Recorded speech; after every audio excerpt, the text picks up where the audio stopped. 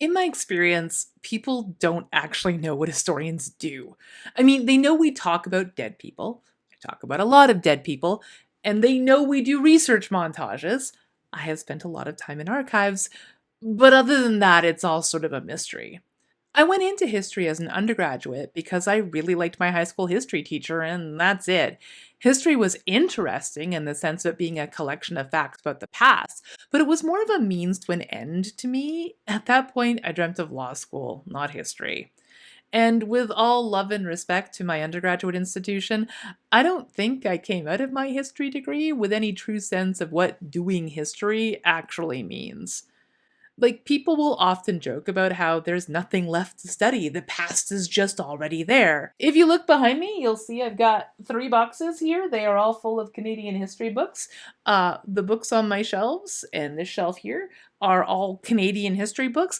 I am surrounded with Canadian history books. How much history could Canada actually have? We're only a few hundred years old, and instead of civil wars, we had Louis Riel and the 1837 rebellion.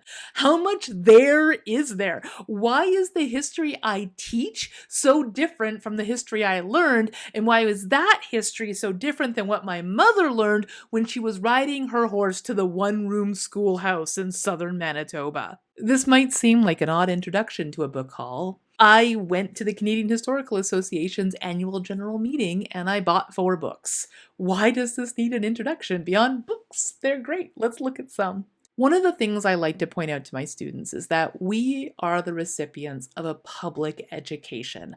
I am literally your Canadian tax dollars at work, and that every university I've attended or worked at has received public funding. I genuinely believe that students and educators of history owe it to the public to talk about what it is we actually do. And part of that is explaining, why are there so many Canadian history books? What do these books actually say? Why do we keep writing them and asking the nice people at the university presses to please publish our incredibly important thoughts about dead blind people? Shout out to my editor who asked me how my book was coming along when I stopped at her booth last week. And Kyla, everything I said there was true. It's coming along great. Gonna be done on time. So I didn't want to do a standard book haul video where I hold up these books and tell you a bit about them. Instead, I wanted to talk about why I picked those books, how they relate to other books I already own, and my expectations about how they're going to influence my teaching or my research in the next few months. Because that is what doing history includes. It's immersing ourselves in the literature, widely reading histories, both national and international, and really thinking about how to incorporate everything we learn into our work. My name's Joanna, I'm an historian, and these are 4 history books I think I'll love. If all I did as a history professor was just talk about events in chronological order, I could be replaced by a well-written Wikipedia page. One of the questions I've actually started asking my students is why we're assigning them academic articles and having lectures instead of just having them read Wikipedia and get back to us at the end of the term. And they'll often say, oh, because Wikipedia isn't an appropriate academic source. And yes, but that's not really why.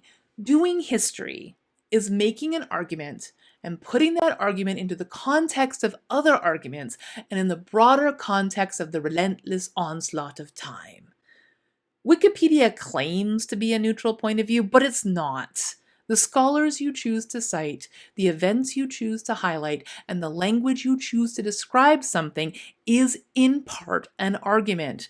Even something as simple as content creator versus influencer is an argument about what someone with a booktube channel is doing, but this might be more obvious with things like describing something as a riot versus a protest, or only choosing English Canadian scholars over French Canadian scholars when putting together a reading list on Louis Riel. I'm from Western Canada and always learned about Riel as a freedom fighter who founded our province of Manitoba. I think I was in my 30s before someone described him as a traitor, and I assure you that this distinction is an important part of the Great Canadian History Wars. Now, for the first time in my entire teaching career, I know what I will be teaching in September. It's June as I'm writing this. I know what I'm going to be teaching in September. I found out as late as 9 days into term what I'm going to be teaching, and there is nothing quite as terrifying as trying to put together a syllabus with meaningful assignments on the 5:30 train into the city. But this year I'll be teaching a whole bunch of Canadian history, including a post-1945 course, two Canadian women's history courses, a history of popular culture in North America, a comparative human rights course, and a Canadian disability history course. It has been years since I've gotten to teach something that's actually in my specialty, and I am really excited to get back into the literature and figuring out how to make these courses meaningful for my students. The first book I want to tell you about is Echoes of Care: Deafness in Modern Britain by Japreet Verdi. First, a disclaimer. There are not a lot of disability historians, and I have met Japreet. We were on a conference panel together, and we follow each other on social media. I wouldn't consider myself like knowing her, but we are people who interact, and I like what I know about her. And I knew this book was coming out because I follow her on social media, so I went looking for it. This book looks at the history of treatments for the deaf through the lens of the medicalization of deafness. And this is a really common theme in the history of disability. We tend to talk about how disabilities become something that needs treatment or healing as opposed to, for example, accommodations or acceptance. With deafness in particular, there's a deaf culture, deaf history, deaf poetry, deaf experiences that get erased with a focus on curing deafness. A lot of people have argued that deafness isn't a disability, but instead that deaf people are part of a linguistic and cultural minority that is being discriminated against with this push for a cure. What we see in the early 19th century is the establishment of schools for the deaf in North America that aim to teach signed languages and guide children who are deaf into being educated enough to have jobs and careers, to be able to read and write, and to engage with Christian religious instruction because their parents were genuinely scared that their deaf children would go to hell if they couldn't understand the religious sermons. This fear is why schools for the deaf predate schools for the blind. I haven't read this book yet, obviously, but the back describes how Verdi aims to explain how, quote, in 19th century Britain, the shift from viewing deafness as an auditory difference to framing it as a condition in need of medical intervention came at the insistence of an emerging group of professionals, aurists. Obviously, her focus is on Britain, but I'm excited to learn about this in light of what I already know about the similar processes that happened in North America around the same time, and especially to think about it in light of things like the 1880 Congress of Milan, which banned teaching deaf children in sign language, or in the way that a lot of oralist education in North America was pushed by women who felt very strongly that you needed a literal voice in the public sphere in order to be taken seriously. Now, I'm going to read this book alongside books I already own, like Susan Schweik's Ugly Laws, Disability in Public. Now, this is a really interesting book to me because it is very American, by which I mean that, so far, I have not found examples of unsightly beggar ordinances in Canada. I have looked for them, other people have looked for them, maybe they're there. I actually haven't looked at the literature in a few years, which is why I'm buying books. What Schweik is referring to is actually in part about the US Civil War. These ugly laws, if I recall correctly, passed in part to stop people from begging on the streets claiming that they were wounded Civil War veterans. Now, I'm not an American historian, but as far as I understand it, veterans on both sides of that conflict received a pension, so there would be no legitimate beggars. There is a lot of fear of illegitimate beggars in the 19th century. I have a whole section of my dissertation about fear of the blind beggar. So I'm going to be reading Verdi's book about deafness, which is in many ways invisible, alongside Ugly Laws, which is about literally displaying your disability in order to engender pity in people. But I'm also going to be reading that alongside Jane Nicholas's Canadian Carnival Freaks and the Extraordinary Body, which is also about displaying deformities and disability in order to make money. And these are different but connected ideas about being disabled in public, both of which are that disabled people are somehow disturbing or upsetting and need to be contained. So we have this deaf history that's about how deaf people need to be cured because of how else can they be part of the public. We have these two books about the idea that disability is freakish in some way and needs to be hidden or displayed in different ways. And then I have this other book about the idea that disability needs to be institutionalized and it is broken Women, Institutions, Families, and the Construction of Intellectual Disability by Madeline Burghardt. I'm wondering if it's necessary for me to do the disclaimer that I have met many of the historians whose work I'm talking about.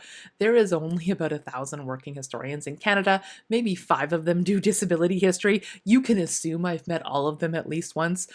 I shared a room with Jane Nicholas at a conference in 2012, and I had coffee once with Madeline Burghardt when she was a grad student at York. The point is, I picked up Verdi's book because I wanted to read about what's happening in the history of deafness more recently than when I last looked at it closely in 2009, and I'm going to read it with these books as I'm beginning to put together what I hope will be an interesting history of disability that brings in different ideas and perceptions of disability, who counts as disabled, and when and how we treat children with disabilities in particular. The second book I picked up and was very excited about is The Scramble for the Teenage Dollar, Creating the Youth Market in Mid-Century Canada by Catherine Woolwagon. Big disclaimer here. I bought this book not realizing who had written it. Like I do buy books based off title and cover.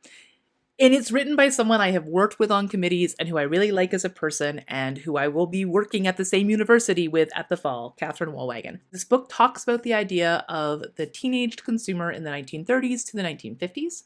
I've already started it, and I keep thinking about the way that advertisers and big Canadian mail-order catalogs like Eaton's really saw teen girls as malleable in some way, that as a major department store they could make teen girls be a certain type of thing, which made me think about how publishers and big box bookstores respond to things like Book Talk and BookTube. How do you market a book if you see Book Talk as your target audience? How does that shape the types of books that get published and the way that those books get advertised? What does a book influencer do to appeal to readers? If anyone has the answer to that, please let me know, because I would like to be an influence on your book buying, and you should all use my affiliate links to buy this book. I will get a kickback if you do, but from Amazon, not from Katie personally. Also, please like and subscribe. I want to be internet famous for my book thoughts. I really enjoy the history of teenagers. One of the ways I define myself as an historian is as an historian of childhood, and students get really excited about the study of childhood. As historians, we talk about age as a useful category of analysis, but I just really like thinking about childhood as this fluid thing that depends a lot on time period and location, as well as the big 3 of gender, race, and class. This book is about teen girls, so it's going to help a lot with my History of Women in Canada course, and I'm going to read it alongside this book, Caught, Montreal's Modern Girls and the Law by Tamara Myers, who I have also met, which is about delinquent girls and covers some of the same time period. I expect to compare these types of girls to think about the difference between the ideal girl, who is advertised to us through Eaton's, and the misbehaving girl, who is viewed as needing to be punished into becoming an ideal girl. I guess if I were to compare this to Book Talk, I'd say it's about authors who get reviewed so much they're a staple of the Book Talk universe, and which ones have drama channels dedicated to them. Another book I'm going to come back to for that class is Small Matters, Canadian Children in Sickness and Health by Mona Gleason. This is getting ridiculous. I know Mona. I really like her. We've been on committees together, and she has been incredibly supportive of my work. I'm sorry, there just aren't that many Canadian historians who do history of childhood, and we all go to the same conferences. This book talks about hospitalized children, including girls, but I'm more thinking about using it to think about the ways that women have been the family caregiver and the replacement for doctors in a lot of communities.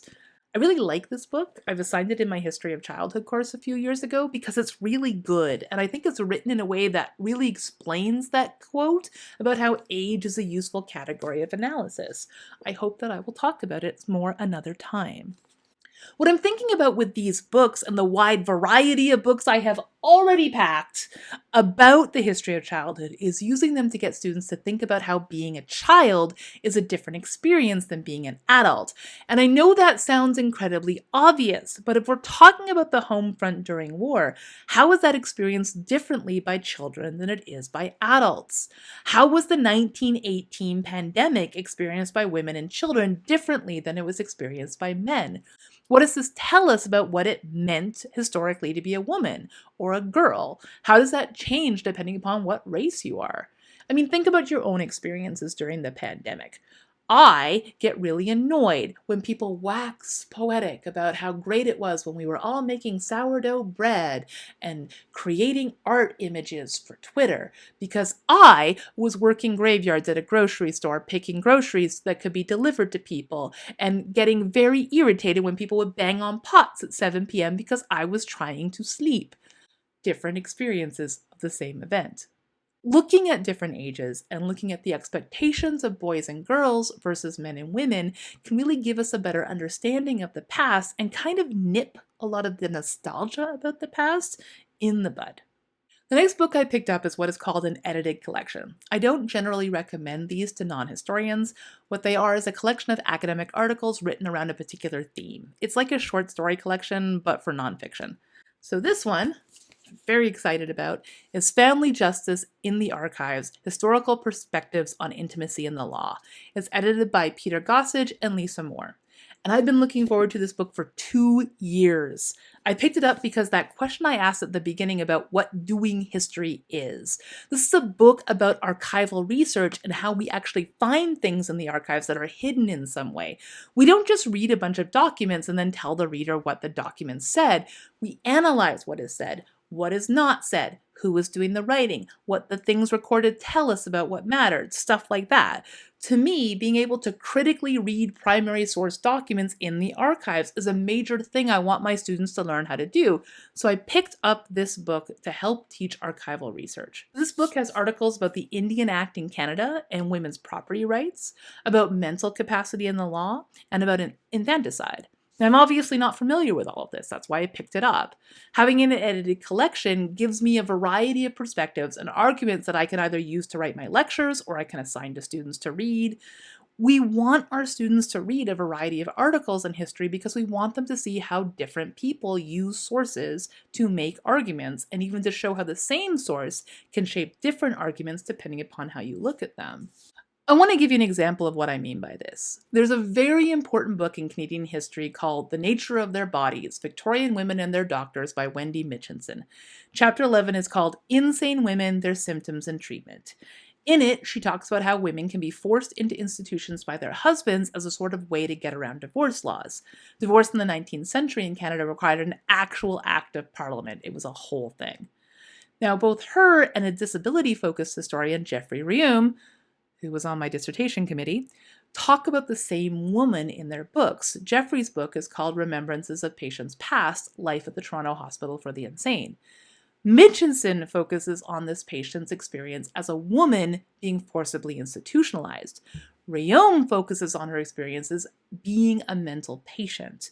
They're talking about the same person and the same experiences, but they focus on different parts of that experience, and these are chapters that are very interesting to read together, which I think I'm going to make my students do in the fall, because reading them and seeing that they're the same thing, but approached differently, is part of what doing history is. I really like edited collections. I have Untold Stories, a Canadian disability history reader. Yes, I know about half the people in this collection. I have An Accidental History of Canada, which I haven't read yet, but I'm very excited about, and one of the editors was on my dissertation committee. But the one I've been enjoying the most is Flores Fieldworkers, Women in Botany in 19th Century Canada. I think I met the editor, Anne Stier, at a conference, but I'm not positive. I might have just read her other work. This book is great because it's got so many images in it. Look at these images. That they use this high quality paper, and you could just use this to kill a man. Also, my copy smells like the garden because when I was reading it last, I was sitting in the community garden in the sun and listening to the birds. It's also the book that talks about quilts and the history of botany, and I'm going to read that article next. That's where this is. Edit collections can be really great because you do get this wide variety of opinions and lots of different ways of approaching the topic, but they are very expensive. Of all the books I bought, Family Justice and the Archives was by far the most expensive, which is why I don't recommend them to non-historians. They're very costly. The last book I want to talk about is very different from the other three. It's Academic Writing Now, A Brief Guide for Busy Students by David Starkey. This is the David Starkey that is an English literature professor at Santa Barbara City College, not to be confused with David Starkey, the British historian who I hate. Now, you might be wondering why I would pick up a book like this since I am very obviously not a student. Here's the thing. I am the world's leading expert on blind girls in pre-World War I Canada. What I am not is an expert on teaching and learning. I want to be a good teacher, and I struggle with that, especially when I am sad. Books teaching students about writing are part of how I try to learn to be better at teaching the writing part of history. Because the real truth of how we do history is we write about it. And what is at the heart of learning history is learning how to make an argument that is supported by evidence in a way that the reader can follow clearly. This might be a book that I end up assigning to my students to read, or it might be one I use to help me learn to teach my students how to write more effectively. And I'll spend some time this summer sitting with it, and with Sarah Maz's Thinking About History, or Catherine Anatova's The Essential Guide to Writing History Essays, and The Argument Handbook by K.J. Peters. Again, very heavy, high-quality paper, could be used to kill a man.